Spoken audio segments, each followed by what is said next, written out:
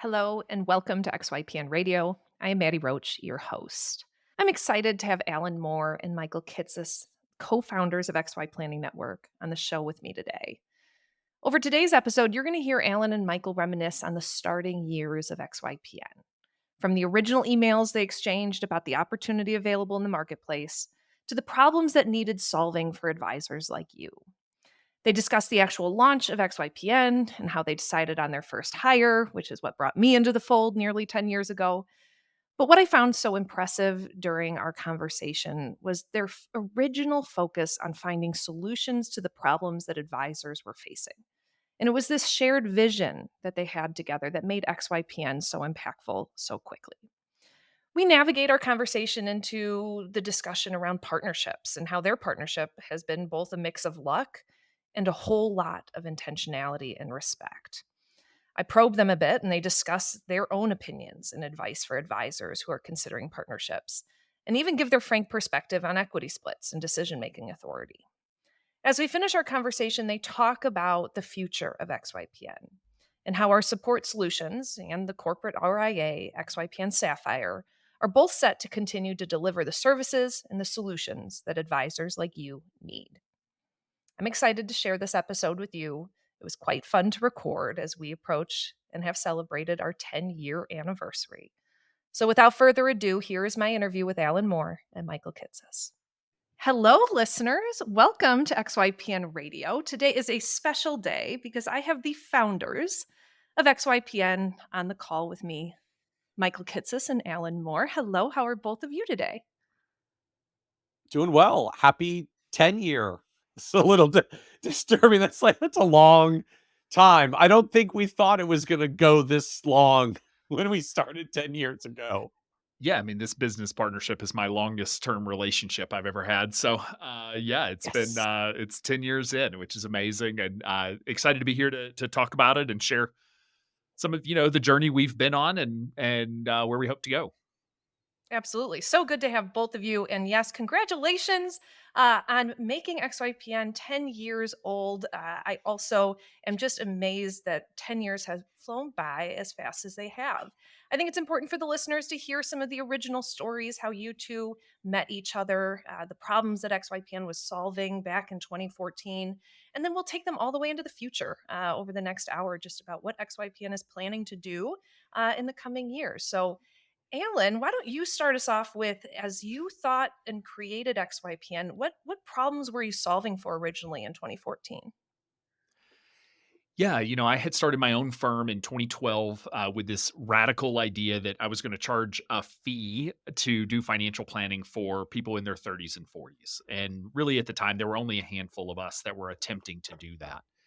And I was in this really amazing study group. We called ourselves FP hackers because we felt like we were hacking the industry. And so some well known names: Sophia Berra, Eric Roberge, Mary Beth Storjahan, Ashley Murphy, and this really amazing group. And they were really my lifeline. They were the only reason that my firm found any success was because I had this just absolutely amazing study group.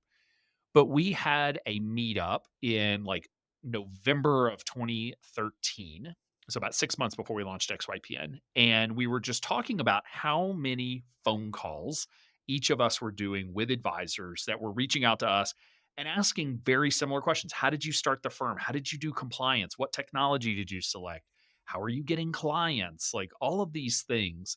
And I remember one of them was about payment processing. Like, what are you doing? Like, how are you getting paid? And it was sort of a light bulb moment for me that I sort of germinated on that conversation for about a month before reaching out to Michael. But it was like, okay, there's clearly a problem here that needs solving. I looked back at my calendar and I had talked to over 100 advisors in 18 months since I had Wow. launched my firm. And so I was like, okay, well, clearly there's like people are asking the same questions over and over that means it kind of feels like there's a business opportunity here. But I want to be very clear that the business opportunity we thought was like a little side project while I ran my firm and Michael did his thing, and maybe we could help a few dozen, or what if one day we could have 200 members or 250 members? Wouldn't that be so cool? And here we are today with over 1,800 advisors. So don't let me fool you into thinking that that I knew where we would end up 10 years later when we first started this conversation. Oh, that's awesome. So, Michael, when did Alan first reach out to you and how? Well, so Alan and I had originally connected, I guess probably a year or two before this. Alan may remember like the exact timing better than I do, but this was this was early days of naphthagenesis.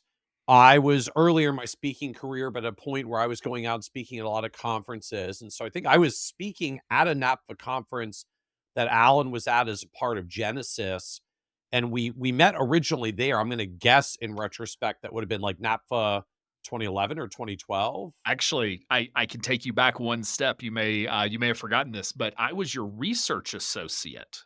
That was Yes. actually how I originally met you, was by being I helped Was that the original? I thought we that met was through the it. conference and then got there. But yes, in like the early days, for anybody who took like a CE quiz from us back in 2011, 2012 or so, like Alan was writing the quiz questions because I needed some help as business was getting busy. And as Murray serves, like you needed some side hustle dollars because Yep. that's what we all do in like the first year of trying to get the practice going and getting some revenue going. Yeah, I remember you had posted for the research assistant job, and I saw it on Twitter, and I'm like, I have my master's degree. I wrote a thesis. I can do this. And it was like, okay, well, I need a 16-page article on the Social Security decisions that couples make. Oof. And I was like, oh my gosh. And I did complete the assignment. It was probably not nearly the level of quality that you were expecting. And that was the last one I wrote Uh-huh. because I quickly transitioned. But yeah, that was actually how we originally met on Twitter. I met. I was his research associate for a bit. And then that NAPFA conference with my QR code, if you remember, I had a QR code on my business card, sort of is what kicked it off.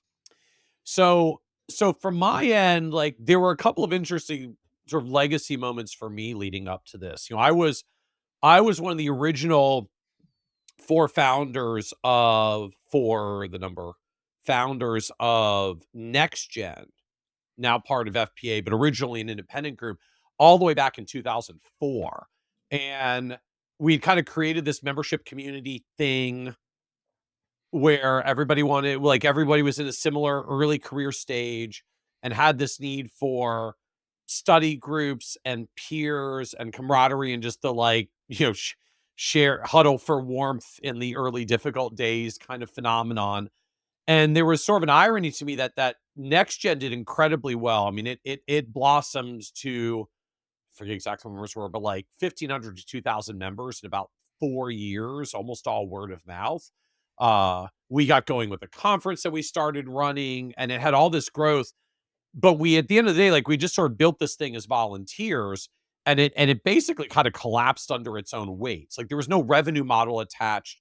I, in the early days, would go out and like sell sponsorships to get enough money to run the conference. So at least we could run the conference and bring everybody together and run it break even. But there was no money to hire staff to do anything the other like 11 and a half months of the year outside of conference time. And there were so many members, there was just so much to do administratively to keep the organization going that it kind of started to crush under its own weight, which is how it eventually folded itself into FPA, because FPA had National Association staff resources available. And so to me, there were sort of like two arcs that came together for XYPN. One was, okay, I'd seen like there are opportunities where you can build community around advisors in this early shared stage of business. And I knew how to help get that going and what that looks like. But it was like, okay, but this time it needs a business model. Like it needs some way that there's revenue that we can reinvest to actually create the infrastructure it takes to sustain this and keep it growing. And so I was very mindful of that.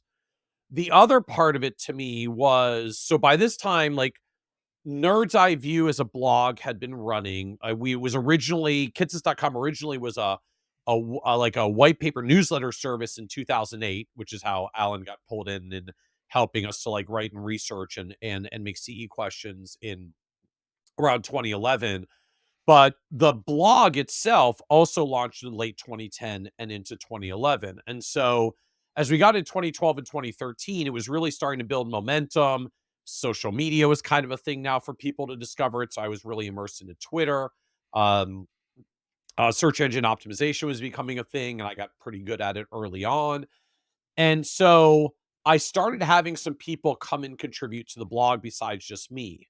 And so in this span of about 3 or 4 months, Alan wrote an article about how he had launched his practice. Sophia wrote an article about how she had launched her firm, this like setting up an RA on less than $10,000 that got a ton of buzz. And then I wrote this article kind of seeing the firms like Allen's and Sophia's and others bubbling up and saying like, I think there's this opportunity for these like monthly retainer models to really become a thing. And you've got to keep the context here. If we go back to 2013, so Betterment and Wealthfront and all the robo advisors have just come out over the past 12 months and said, financial advisors can't serve young people profitably. We're here to serve the next generation. And that was like the whole conversational arc of the industry was financial advisors can't serve young people. They're all going to go to robos, and advisors are going to have to like circle the wagons around retirees. And I was looking at this from the business perspective saying, this is ridiculous. Like I'm a kind of a student of math and business. Like, just start charging like $100 or $200 a month. You can get $1,000 or $2,000 a year per client. Serve your like 100 clients. You can get like 200 plus $1,000 of revenue. You'd have almost no staff infrastructure because you don't even need all the investment stuff that a lot of us need if you're just doing financial planning for these clients. And a lot of advisory firms were already running with $100,000 or $200,000 minimums. Like 10 plus years ago, minimums were a little lower. Like, y'all are already running AUM firms for $1,000 or $2,000 minimum revenue per client. Like, you can do this for young people. You just have to not do assets under management because they literally don't have assets to manage. Just charge them a darn fee for the service. And so I was kind of looking at this saying, like, I feel like there's a thing here, and I still had the like his proverbial actual like chip on my shoulder of, I think there was a community thing with NextGen, but it sort of fizzled out, at least from my original vision, because we didn't have a revenue model. And then Alan's doing all these phone calls, I guess probably in part off the article, and sends me an email on December 27th of 2013 that says, I have an idea. Alan, what was that idea? How did you pitch Michael? Yeah, I mean the original thought was maybe we do. I think I in the email I talked about it as maybe a nonprofit, or is this an association type model, kind of like similar to NAPFA Genesis, because I'd actually pitched NAPFA on this idea that we could maybe provide some resources to help people start their own firms, and it just wasn't part of their roadmap at the time. Well, notably, I had pitched FPA, similar thing from the NextGen end, and couldn't get traction there either. Which, I mean, it's not the association's Yes. job or responsibility to be innovating in our space. So it really was okay. There's clearly, they taught us how to do financial planning in school, just like they teach every profession how to do the work, but they Yeah. do not teach you how to run a business. And when you Mhm. go to start your firm, you do very little financial planning and you do a whole lot of business ownership tasks. Uh-huh. And those were the things, though, that are highly replicable. I mean, like, those are repeatable processes. Those are, why do we need everybody testing 12 different CRMs like I did and finding out that what they said was an integration was just a single sign on? And how does the data actually flow? And all, like, why don't we just like make those decisions based on best practices and just give people a platform? And so the original idea was sort of this, okay, we have some of these components, and then Michael responded with an infamous email that we like to show from time to time, and it was very long. I think it was like 5,000 words.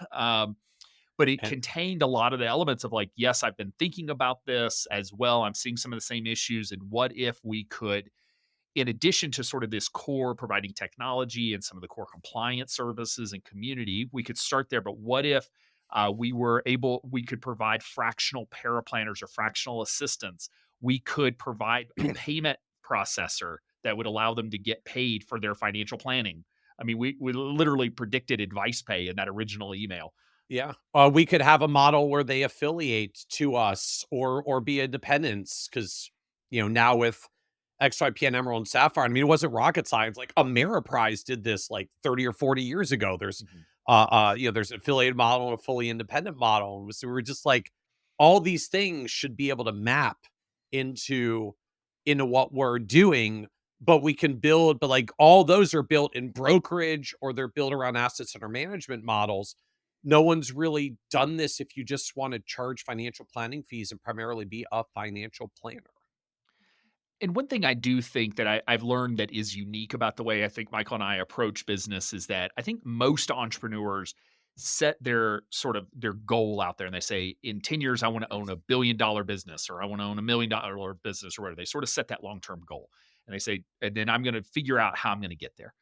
Michael and I very much had the approach of like, we just wanted to solve interesting problems Yeah. and we wanted to find problems for people we enjoyed working with, solve an interesting problem, and then sort of see, like, I wonder how big the business could be in that Mm. market. Maybe it's small, maybe it's big. We don't really care. We just want to help people. And I think that approach, it's so interesting to go back and read that original email because it was like, it was never about how do we make millions of dollars and have thousands of advisors. It was just like, hey, like there's some advisors that need some help. We think we can do it at a reasonable scale. Like this sounds like a fun problem. And the fun trivia bit to this, like there's a reason I know that Alan sent me the email on December 27th of 2013. It was the day my second daughter was born. So, uh, as any dads out there know, you know, the process the day that the baby comes as the dad is a lot of hurry up and wait kind of activity in the hospital. Like I'm getting ice chips, I'm checking in with the doctor, and then like I'm kind of sitting around for a few hours while labor progresses and does what it does. And so uh I like early days of smartphone, but like I'm like thumbing out an email on my smartphone. So this like 5,000 plus word email was written over the span of a day or a day and a half as we were in the hospital going through the labor process. And so I kind of feel like my daughter shares an indirect birthday with the like mental genesis of where XYPN came from. And there's still like we have a handful of baby pictures in the hospital. And if you kind of glance the background, you can see my phone plugged in because I kept draining the battery trying to write this email with my thumbs during the breaks when there wasn't much else to do. And these are two stories, both the story of Michael kind of drafting the email and some of the strategic direction from the hospital and Alan's original, why and what the problems were that we're solving that we share a lot among our team every year at our Yeah. annual retreat. And I think it's so important for listeners, just like Alan has alluded to identify the why of why you're doing this business. Because as I coach, I do hear advisors lead with the number they want. And that is often a hard thing to admit and something that, advisors need to get clear about. But the problems they want to solve and for whom are two of the more important questions that they should start with. So, Alan, it was only within 4 months that those emails were exchanged between you and Michael, and then the launch of It XYPN. was like 3 months and a week. 3 months in a week. It didn't even take him 4 months. Yeah, once Alan gets going on something, things tend to start moving very quickly. Exactly. So, Alan, what were the 3 months like, and what was your plan for who was going to do the work? Like, what was a hiring timeline going to look like outside of you and Michael originally? Oh, Maddie, you give me so much credit. I was A we hiring timeline. For those who can't see on the audio, I'm just like shaking my head and like stifling a laugh. Leading question here, Alan. Of course. I mean, part of it is, we thought our original projections were okay, we're going to try to launch in April. We're going to have a founding member class of 20 advisors. And our goal was to get those 20 advisors by August. So if you look at our original projections, it's basically kind of starts in August of 2014 and then incrementally added 2 advisors a month indefinitely. So 10 years in, we should be at whatever, 200, just shy of 300 advisors. And I know like that was deliberate because this is 2014 at this point. Garrett Planning Network had been around for 15 years. Cheryl started in 1999, and Garrett Planning Network had about 300 advisors at the time. And so I still remember as we were like building a search of practice, like Garrett did it in 15 years. We're aspirational entrepreneurs. Like we can do it in 10. Uh, and so then that meant 2 advisors a month for 10 years. Easy peasy. I also underappreciated Michael, Michael's network, my network, the credibility that Michael had built with a lot of advisors. And so when we launched on April 4th of 2014, we got absolutely flooded. So Nice. we hit the 20 advisors, I think, in 3 days. Yep. Again, we had given ourselves 4 months. We hit it in 3 days. And so I talked to Michael and I said, "Hey, instead of 20, why don't we bump it up to 30?" And so, just because we can, there's clearly demand. And if I remember right, it was like April 17th. I think it was just shy of 2 weeks that we hit. We actually had 29 advisors, and then we had 2 advisors at the same firm join. So we consider that founding class was 31 initial advisors. And then we realized, oh gosh, what have we done? As memory serves, you now sent me a message and said, "Let's expand it to 40." They keep coming. And, back then, I mean, we were in some messaging. I think we were on Google Hangouts. I kinda still Mhm. remember, like, the green background of Google Hangouts that you were like, "Let's expand it to 40." And I said something to the effect of, "But we don't actually have any systems yet to do the things that we said we're gonna do in this value proposition." Yeah, it's true. Folks signed up because they said, "Hey, we're willing to pay the fee that you've said you're going to charge for a set of services we trust that you can provide. We're not quite sure what those services are going to be, but those early folks took a real leap of faith with us and gave us their hard-earned money and trusted that we would deliver value. And we certainly lost some of those early members over the years because we didn't deliver that value. But for the most part, we were able to build quickly enough in order to build that value proposition and continue to grow the network. But yeah, if some of these are just like maybe repressed memories that I want to keep repressed. But in that April, I remember we with our original press release, we ended up getting on the New York Times radar. So Ron Lieber emailed me, who's the senior money editor for the Your Money section, and had said like, "Hey, we're going to mention XY Planning Network in an article that we're writing where we're talking about how to find an advisor." And so I think I spent 3 or 4 days, I barely slept, I was up all night building advisor profiles on our Find an Advisor portal because it was all manual at the time, and I was building them by hand, and I'm no coder, so that took a long time, and I was just trying to get them built up so that when they mentioned us and these consumers came to our website, they would find something, they would find an Yeah. advisor, even if it was just a handful. And it was in that process that I told Michael, I was like, "Dude, I can't do this. Like, I got a firm to run. This is crazy. What are we doing?" And, partially, maybe mostly my fault because I do have I don't know, compulsion to serve demand. And so I hate turning demand away. It just bothers me. I don't want to We be the restaurant that has limited number of seats and only a few people can get in. And like, I want to have a big restaurant with lots of seats and tables and then we'll expand if we have to. And so because of that, I mean, I put this on myself. Um, but that was, the conversation. And Michael said, "Well, we got 30 members. They're paying us $300 a month. You have a little bit of revenue. Do you want to Yeah. hire?" And I was like, "Michael, I can't write a job description. I don't have time. I got these other things to do. Like, I don't even know what I would call it." And Michael said, "Well, what do you want him to do?" And I said, I just need someone to get shit done right now. Like, I just need that." And he said, "Just call Fine, it that." then write a job description for the director of getting shit done and post it tomorrow morning. And we did, and the rest is history. Thank goodness for Maddie Roach joining the team for that original job. So Who, as memory serves, Maddie, like your mom or your dad or someone were like, "What are you doing joining a business with like 2 random dudes from the internet?" Again, like 10 years ago, like virtual remote businesses were not a thing. Like we were 2 random dudes from the internet posted a job. and Maddie and I didn't even meet for till we were at a FinCon Several conference. months? So it must have been, yeah, Yeah. 6 or 8 months that what I don't think your parents thought we were a real business. No, they definitely didn't. They were worried about if I would ever receive a paycheck, and they were very worried about submitting my resignation to my former employer. And I appreciate the director of getting shit done job title so much, and getting shit done is one of our values here at XYPN. But I do think it's a really a beautiful example of Alan felt pressed to get shit done, and he took a risk on a generalist job description and was able to find a teammate that, yes, I was in the CFP curriculum, I was kind of involved in the industry, but just only getting into it, and he took a risk on that, and I also took a risk on this position, and it's blossomed into a 10-year long relationship here. But I speak to a lot of advisors about that first hire, and they get really hyper focused on exactly what they need, and I just maybe want to give a quick credit to the idea of possibly hiring just a top performer that is more of a generalist to let them fit in. Would you guys agree Yeah, there. on that topic for member firms?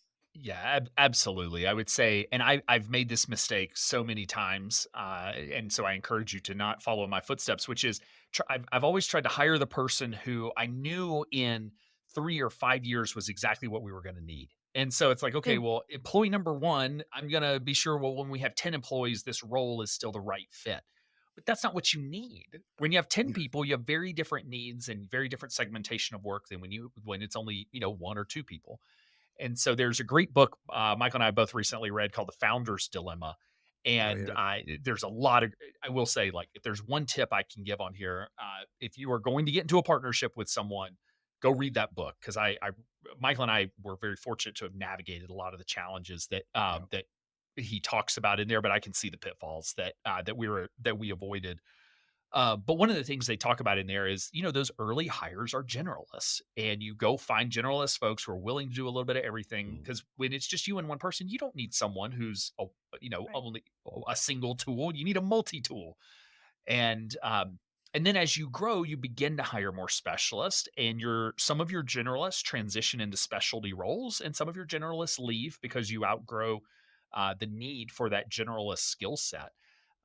And so it's a really interesting journey, but I totally agree is you want someone early days who's just willing to do a little bit of everything, and Yeah. they'll email the clients, and they'll process paperwork, and they'll uh, you know eh, whatever, they'll clean up the office Mm. if they have to. Like, they just do a Yep. little bit of everything because that's what it takes to get through those early days.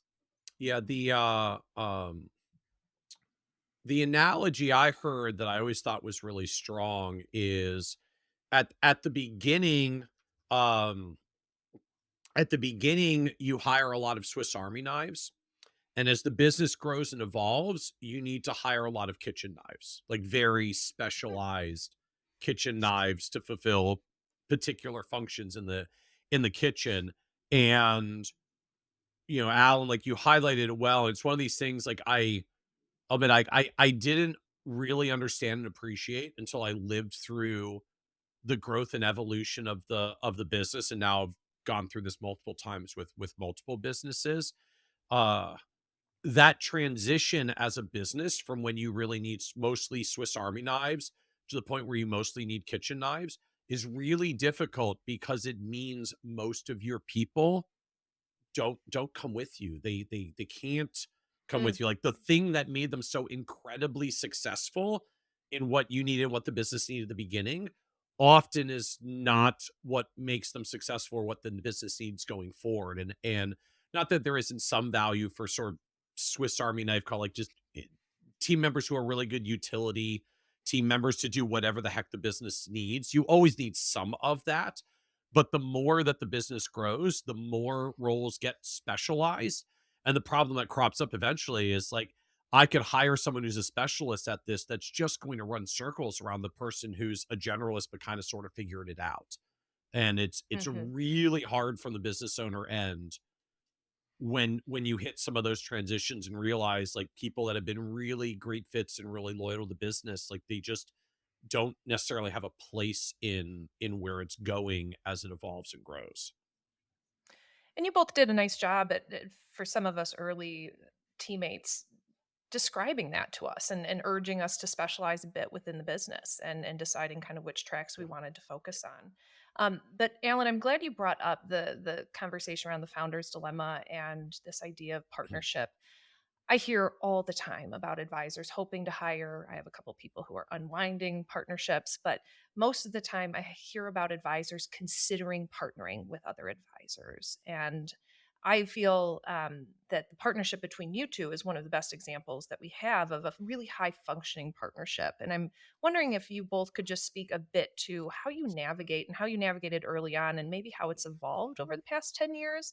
Who Yeah. makes decisions? And as you hire leaders in the company, how do you begin to defer those decisions?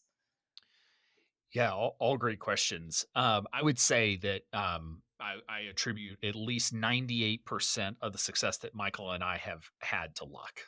Just Well, we were very lucky to find each other and to both be willing. I think we've both been willing to put in the work to make this work. Mhm. It's not always been rainbows and unicorns. It's not always easy. We do fight sometimes, but in the end, it's about that mutual respect and the leveraging each other's strengths. And so there is the old there's a Chinese proverb that says to go fast go alone, to go Yeah. far go together. Yeah. And I can't say that I thought like, oh well, I really want to build this huge business, so I should go partner with Michael Kitces because that'll be great. I didn't have that kind of vision for it, but it was more of like I saw as an entrepreneur that I had a gap. And what I've learned that gap is called now is if you go take the working genius or model from Patrick Lencioni, Yeah. my gap is what they call discernment. I'm an ideas guy. I'm an inventor. You give me a problem, I will give you 100 ways to solve it. But we can do anything, but we can't do everything. And Michael, the reason I think our relationship has worked so well is that Michael's strength is in discernment and helping filter the 100 ideas down to this is the next priority. Ideas, people aren't great at prioritization. We're Mhm. great at creating a lot of ideas. It's the discernment folks who are really great at making those decisions of what's next. mm, And then I'll go get the team excited and we'll get it done because I can't sit on my hands. And so, early days we used to call, I had the title director of speeding things up and director of slowing things down, which I actually think was wrong. I think I was the director of new ideas and Michael was the director of focusing mm, on what the next idea needed to be. And so, in those early days, Michael and I made, I would say we were very much in sort of a co CEO role where we were both part time because I had my practice, he had Kitces.com. We were, making decisions together. We had a lot of Friday night meetings, walking the neighborhood until midnight, making decisions and thinking about things. Yeah, he's Uh, not kidding, like, literally, I would throw on a headset and walk in the neighborhood as I talked, and we might go until midnight on a Friday night, and I would get, like, 23,000 steps. they still yeah, do that when they come to Bozeman. They go take walks together all around Bozeman together and have their it's true. meetings that way. No, it's totally true.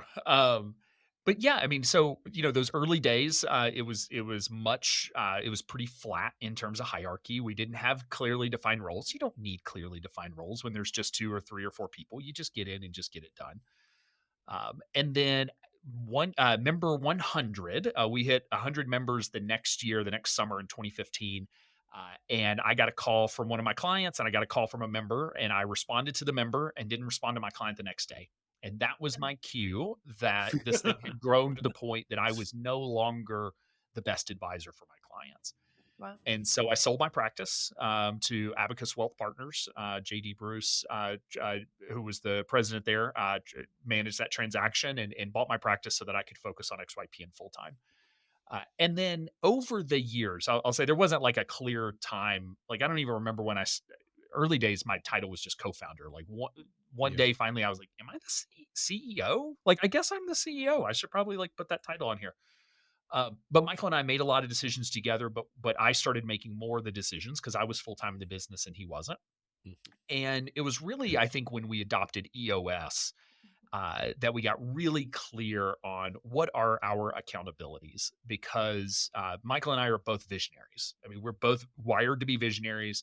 The truth is, Michael and I probably can't work in the business together full time, just because That's you know, fair. we may have competing visions. And the question that EOS asks is, okay, you can both be visionaries, but who is the visionary for this organization? And Michael was humble enough and put his ego aside and was willing to say, like, okay, Alan, you're the visionary.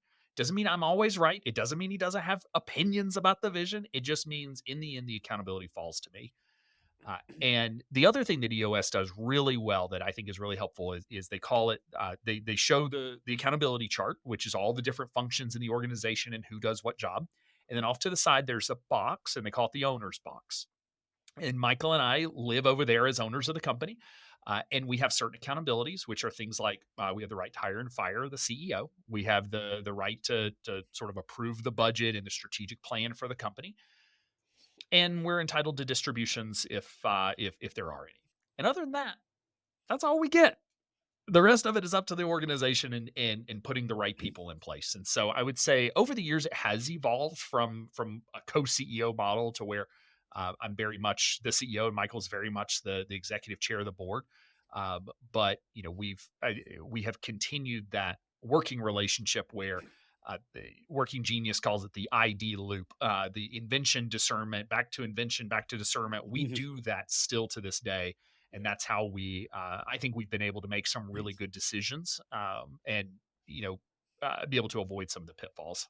Hmm. I would echo a few things there as well. There is a complementary skill sets thing that I think to me is the most overt direct aspect of that was just sheer dumb luck. Like I'm wired how I'm wired and Alan's wired how he's wired. And it turned out these lined up really well together. Alan had mentioned Working Genius. I'm also a really big fan of Working Genius. And Working Genius kind of lays out how projects get done or how things get done across these 6 domains. Someone has to wonder the idea. Someone has to invent how it's going to get done. Someone has to discern which of the many ideas to pursue. Someone has to galvanize the team to get them fired up. Someone has to enable the team to get the work done, and someone has to have the tenacity to see it through to the end.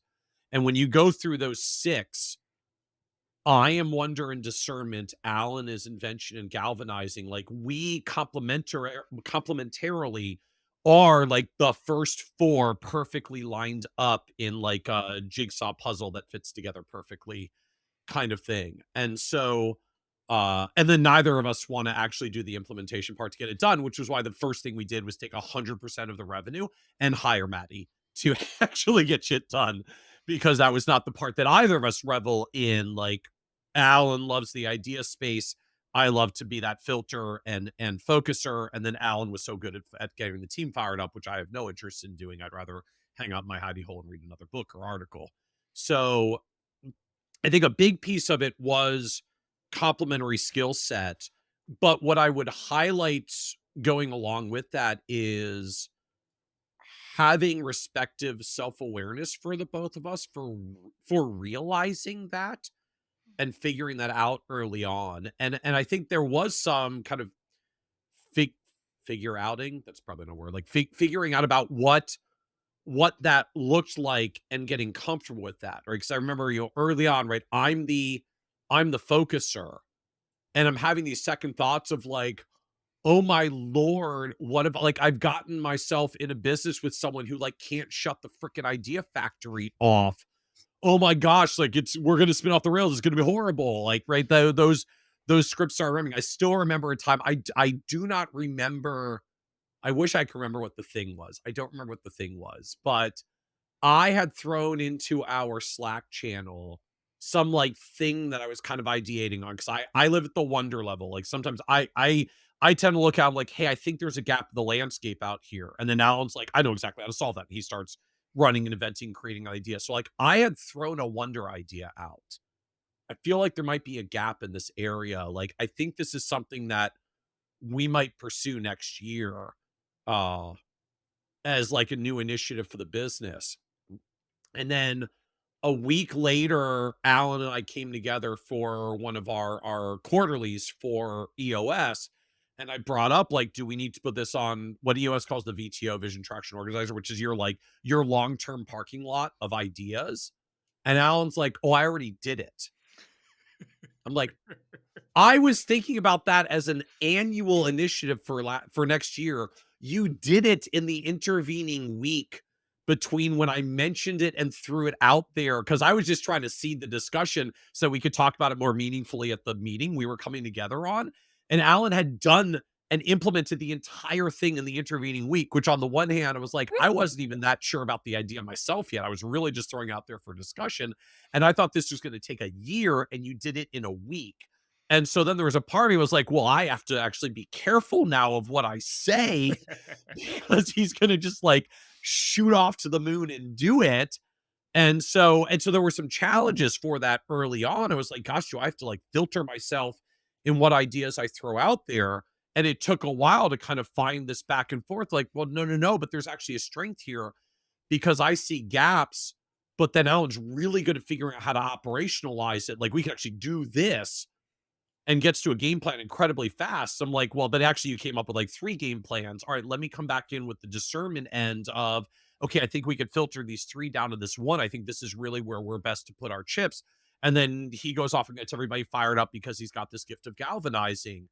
And we found this back and forth, but I don't remember exactly when it was, but like I want to say like it was a solid 3 or 4 Yep. years before really feeling like we kind of found those respective roles in just not even roles within the business, like just how we interacted effectively with each other as business partners, in part Mm, because we didn't do the pre-work of like, let's go through and do some assessments to understand how we're going to work together. We kind of created a thing that seemed neat, and then the darn thing grew really fast. So all of a sudden, I was like, well, I guess we're joined at the hip now because this thing's growing and we yeah. had to figure it out later. I'm so glad you guys talked about that because they're the theme of what I heard through both of you is a level of respect one for each other, but respect for the lanes that you're in. And I've witnessed that as I've worked among both of you. And I know lots of our listeners would love to be a fly in the wall on one of your meetings and hear you both disagree on a topic, but also land eloquently and gracefully on how to proceed. And I think it does take a level of self awareness and respect that both of you have embodied over these years. So, listeners, those are 2 qualities we're going to want you to have if you ever dive into a partnership. And maybe we'll have a separate episode to discuss partnerships. But I would like to, Alan, you want to have comment on that? I was just going to say, yeah, if you're thinking about partnering, just remember that it is a lot easier to get divorced from a spouse than it is to break up from a business partner. So take Yeah, your time. seriously, like, that's not a joke. No, not at all. That is real life. As someone who's gone through the divorce process, like it is messy to split up a business partnership, and so you do need to take it slow and real. It needs to be thoughtful, way more thoughtful than our original days were. We did get very lucky. The one other piece I would highlight to that, though, is so, like, partnerships come together for a lot of different reasons, right? Sometimes it's, "Oh, just, I got all these expenses, you got all these expenses, and they're kinda duplicated, like, maybe we could sort of part together and share some of these overhead expenses," sort of like the loosest version of a partnership, but frankly, like, that's what I see for a lot of advisory firms, and, like, nothing wrong with it, just like, "Hey, we split some rent and we get some bargaining power because we buy 3 licenses of the software that has diminishing costs," but basically, like, I run my thing and you run your thing. We're not running a shared thing. We just split some overhead. The next version of it is when we start wanting to be in business a little bit more directly with each other. Like we want to partner together because it's lonely building business alone. And frankly, that's where I see most partnerships blow up in catastrophically bad fashion. Mm, Uh you know, what I needed was a friend and a study group member, and what I created was a business partner that is very, very messy to extricate myself from because we do things together and the darn thing ends up growing. And it turns out we didn't actually share a vision for what we were creating. Like, we didn't do it because we wanted to create a shared vision. We did it because we were lonely and wanted to do it with someone else. And then later figured out we didn't actually share a vision of what this thing was going to become. You wanted it to be more planning centric. I wanted to be more investment centric. I wanted it to be high touch. You wanted it to have high reach. I wanted to build a thing we could sell in 5 years. You wanted to be in this for life. You want to run it for income. I want to build enterprise value. Like, there are so many different ways that you can ultimately end up with misalignment because you didn't actually come together to build something with shared vision. you came together because you were lonely and wanted someone to be with. Like, not that I want to be negative of like, yes, entrepreneurship is very, very lonely, but if you're trying to solve for loneliness, like there are study groups and other mechanisms to go about this. It's not a great basis to build a business on. And I think the one thing aside from, we got lucky that the personality and work styles were complementary. So we ended out really kind of creating something better together than either of us could have alone. I saw the vision for what the opportunity is, but I thought it was going to be 1/7 the size it is today from the business projections that I made. And I could never have possibly grown it at the pace and depth that it was without Alan steering it because he initiates faster than I do, which is part of the strong complementary skill set. So we got lucky that the skill sets complemented so well. I think that's part of why it ran as far and fast as it did.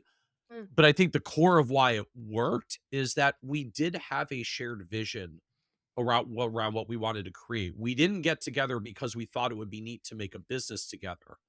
We got together because we both saw this gap that we thought we could solve in the marketplace, in the world, and said, well, if you want to make this thing and I want to make this thing, why don't we make this thing together since we want to make the same thing?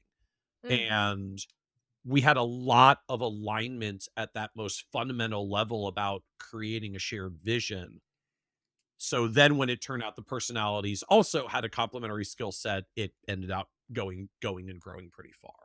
Mm. But that distinction of, are you creating a partnership because you're lonely and would like camaraderie, or are you creating a partnership because there's actually a shared vision of what you want to create?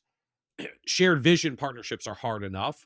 If you don't go into it with a shared vision, at best they tend to separate apart over time, and the bigger they get before they separate, the messier it usually is when you get there. Mm. Great points, Michael. Thank you for bringing that up. Not to be a downer, I feel like that was a little bit of a negative rant on partnerships. Like, I have seen so many blow up in our advisor space. So many blow up. And it's tough because we don't talk about the blow up ones. We talk about like the successful ones that we put up on the Right? pedestals. But uh, they're really hard even when they go well, right? As Alan highlighted around roles and responsibilities, like the majority of my net worth is tied up in something that Alan runs every day. Like, that takes a lot of time to get to that level of trust because I'm not in the business day to day. We chat almost every day, so he gets 2 cents through me from time to time. But if we want to run an effective business, we can't treat the business with like a mom and dad scenario where the team gets directives from me and gets directives from Alan, because then nobody knows who's the right, who makes the decisions around here and how stuff gets done, which is why we got very intentional as the business grew around roles and responsibilities. Or as Alan highlighted, like someone's got to be the CEO. Someone has to be the CEO, because otherwise the team doesn't know who the decision makers are and nobody knows who's really accountable for what. And that means, if you're co-founders, like someone has to make the decision to not be the CEO. Does that mean that among partnerships that a 50-50 split is not the best way to go? Yeah, I do not often see 50-50 splits working. It's good in theory, like I've got my half, you've got your half, and we come together. But maybe I should say this: there is a difference between ownership percentage and decision making authority. And ownership generally dictates who gets to make the decision. So if you're the majority shareholder, you get to either make the decisions yourself or delegate to, if you own a company, you can hire your own CEO and delegate decision making authority to them.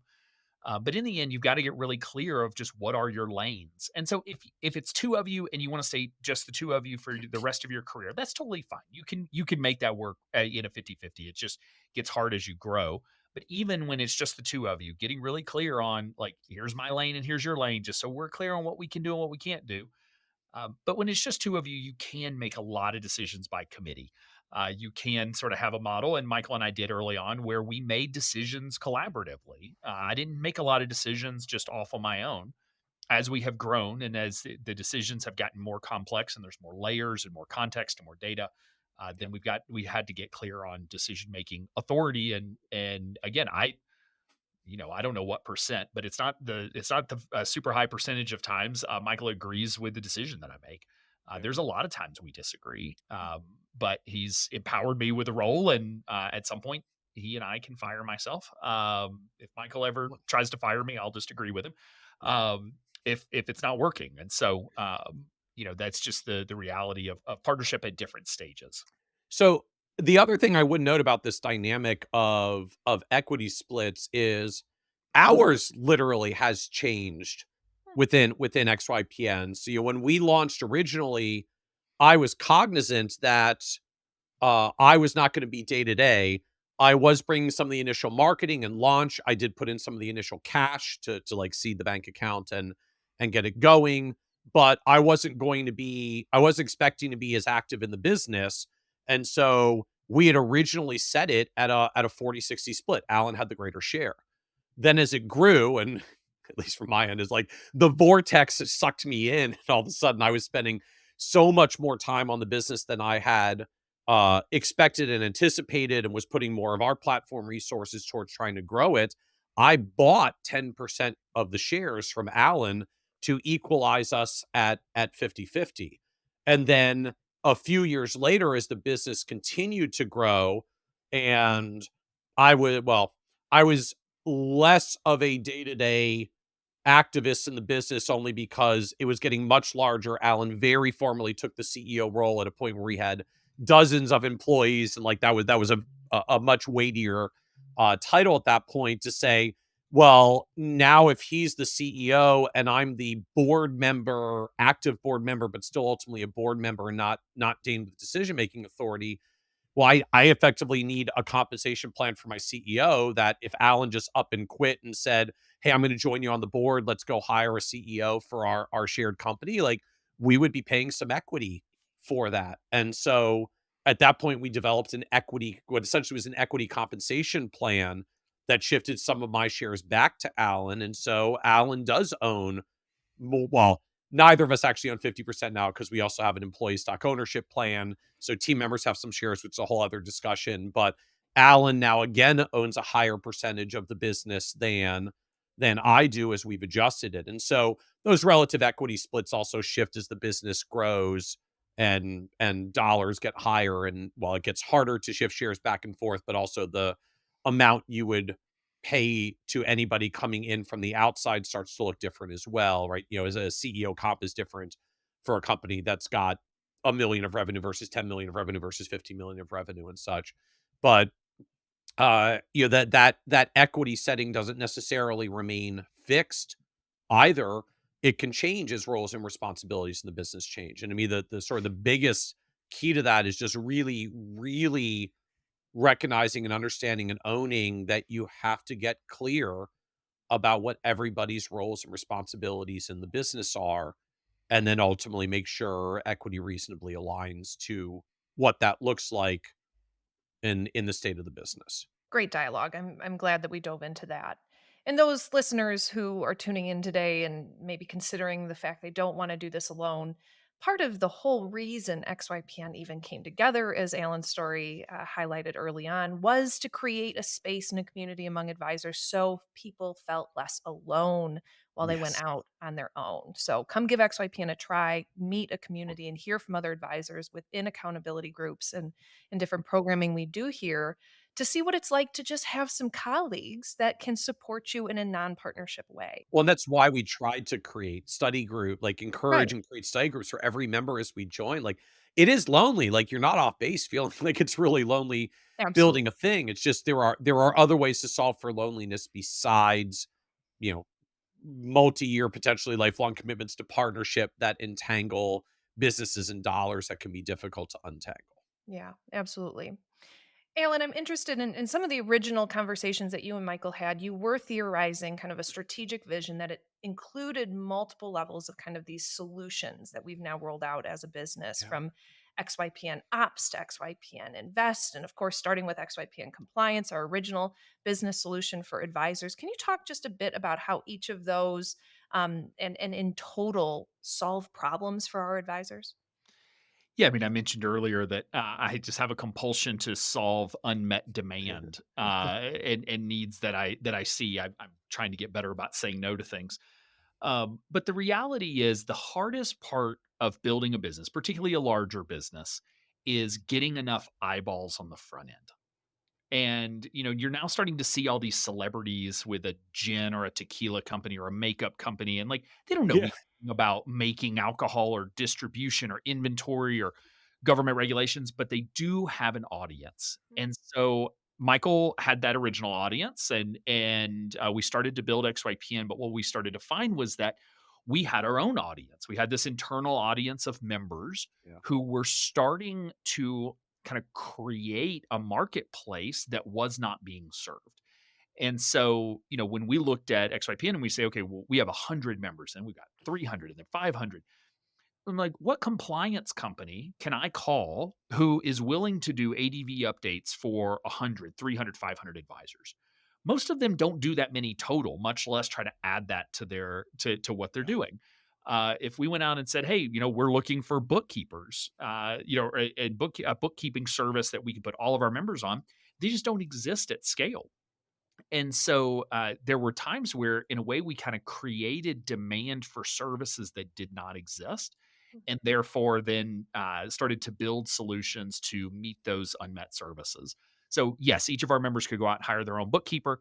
But what we found was, hey, well, we're a highly regulated industry. The way you operate is pretty specific. Like, you actually need a bookkeeper who understands financial services, so why don't we hire a bookkeeper, and then our members can pay them, through us. And so that's really been about, our model has always been about true, real independence. And that is that, it is your business, it is your firm. You get to make all the decisions. If you want to hire our in-house bookkeeping service, fantastic. If you want to hire your friend to do your books, that's fine too. We don't care. We're happy to provide support if you would like to work with us. And what we've really focused on are the areas where advisors either were already spending money on services or needed services, but there just weren't the right vendors out there providing that service to be able to help them ultimately run their business. And so we now have a plethora of service solutions and various offerings that advisors can opt into. And then, of course, with the recent launch of XYPN Sapphire, sort of bundling it all under one roof to make it even easier for firms. Yes. As I think about it just in the purest sense, like any advisory firm, once you get past just like the really early startup-y days, ends out spending about 35 to 40% of their revenue on various overhead expenses. Like you look at industry benchmarking studies that just average lots of firms together. Like I can take a firm with 500,000 of revenue or 1 million of revenue or 3 million or 5 million or 10 million or 20 million, and they all have basically the same overhead expense ratio. It does not materially change. Kind of sad from the economies of scale perspective because basically there are none. Like there's no indication anywhere in the data that economies of scale ever show up, or at least if they do, you have to be above tens of millions of revenue, and maybe you'll find it there eventually. Finally, what we saw though is that the core reason for that is like every advisory firm has the same set of services that they need. And the bigger you are, just the more of that stuff you need. Like however many advisors you got, you need a certain number of people to do operation support. You have a certain amount of billing and books to do. You have a certain amount of investment trading activity to do. Like all of it moves linearly as the business grows. And so from my end, even early in the business, was sort of looking and saying, like, look, every member that ever comes to us is going to end up spending 35 to 40% of their overhead on, or 35, 40% of their revenue on overhead. And they don't even get any economies of scale. But if we can do it centrally for them, we can actually be larger than what any advisory firm would ever be on its own. And we might be able to find A, some economies of scale, or B, at the least, we can train all of this centrally so that at least our members don't have to actually train like every single team member in every single specialized function because we can do it centrally. And so it became this goal of, well, I think we can do it better and ultimately cheaper, not because there's anything magical, but just because XYPN can actually achieve levels of scale that no member firm can do on its own, at least not unless it gets to tens of millions of dollars of revenue, which most firms never get to, even in literally in a lifetime, don't ever get anywhere near that. Mhm. Alan, we're in the process of testing out this idea of a corporate RIA that is called XYPN Sapphire. Can you speak a Yeah. bit to the direction of that and how the direction of XYPN over the next 10 years may fit with it? Absolutely. Yeah, I mean, we've spent the last 10 years helping advisors launch and run their own RAA, and we've gotten pretty darn good at it. That is our core business. It's working. We're bringing in advisors. We're able to serve them, and so we're really now in sort of this iteration, incremental improvement mode Yep. with those advisors. So then the question becomes, what's next? What do we think? Is it just the core business, or are there going to be other things that help sort of drive our growth and change and the value we provide our advisors over time? So Vince Hockett, our president here, did a training earlier this year with the leadership team talking about it comes from McKinsey Co. But the three horizons that every business has. And so horizon one is sort of your day to day, the core business, and the work that you do for your clients. Horizon two is sort of looking out 3 to 5 years and starting to build whatever's going to be your drivers in 3 to 5 years. And then you have Horizon 3, which are truly your like long shot, moonshot type projects, new initiatives, investments in different things, pilot programs. And so what part of my job is to be focused on Horizon 2 and Horizon 3. And Vince's job as the integrator and president of the company is to focus on Horizon 1 and ensure we keep the wheels on the bus while I go play in Horizon 2. And so XYPN Sapphire to me is Horizon 2. And that is, we have this core membership offering, and that is not changing. We're going to continue to help advisors Yep. launch and grow their own firm. But what we also recognize is that there are times where we attract folks into launching their own firm and they get a few years in and they say, you know what? I really don't like this business ownership thing. I really don't want to get audited. I really don't want to deal with IT issues. I just want to work with my clients. I have Exactly. this particular client I want to serve and do planning my way, but I don't want to deal with the rest of this. And so XYP and Sapphire is, we would call it a corporate RAA, but it's a platform that allows advisors to affiliate with our RAA and take a lot of the workload off of the advisor who wants to outsource that. And so for us, we don't really care if if you want to join XYP and Sapphire or you want to launch your own firm, there's buttons in the member portal to do that, and we'll continue to support it. But we really see Sapphire as, I think it's going to be a long term growth initiative for us. It's where in 10 years, I think we'll be able to look back and have some similar conversations about Sapphire as we do XYPN today. Um, but it's really about, I keep coming back to that demand and wanting to serve those advisors. And we get a lot of advisors that leave the network because of that, because they just don't like running a business. And we think we can help them I guess in a way they built a business that didn't support their great life. They built a business they didn't love. And Mm. we think for those particular advisors, maybe by joining XYP and Sapphire, they can get back to doing the work that they love and helping them live their great life because of where their skill set is and the things they want to do and the time they want to spend and all the things. And also for the advisors who are fearful of launching their own firms, who say like, I don't want to be an entrepreneur. I don't want to be out on my own. I want a system. Give me a turnkey platform. I want to go to the store and buy something off the shelf that just works. I don't want to build a computer from parts. I just want a computer that works. And for us, that Sapphire is bundling everything that we've been doing for the last 10 years together into a turnkey platform so advisors can just go buy it off the shelf and go work with their clients and know that the business side is taken care of. Beautiful. Michael, any opinions about the future of XYPN Sapphire and XYPN generally? I didn't think Alan captured it well in the context of Sapphire. To me, it's another offering on this spectrum of, we were always founded around helping advisors build businesses where they're doing real financial planning and own and control it independently, because both Alan and I are kind of obsessed with the independence thing.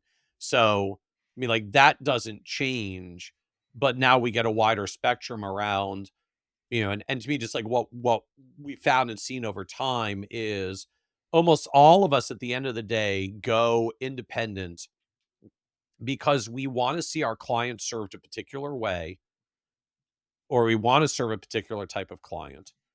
And the firm we were at previously says no. Sometimes it's a compliance no, sometimes it's a business model no, sometimes it's a compensation model no. There's a lot of different ways that we get to know, but it ultimately comes down to they're not letting me serve who I want to serve the way I want to serve and charge the way that I want to charge. And so that to us was really the core that we were trying to solve for. It started with the membership model, or I guess now we're calling it XYPN Emerald, where you just hang your own shingle and then you get the autonomy to do all those decisions because that's what happens when it's your shingle. And what we realize over time is that part still matters, but there are other things that come with the total autonomy of running your own business that some members didn't want. Like, I want the autonomy to serve my clients the way that I want. I don't want the autonomy to respond to the audit on my own. I don't need the autonomy to pick my own IT support. I would rather someone just figure that out and make my computers work. So to me, it's a refinement of we have sort of different parts of what we care to have autonomy over.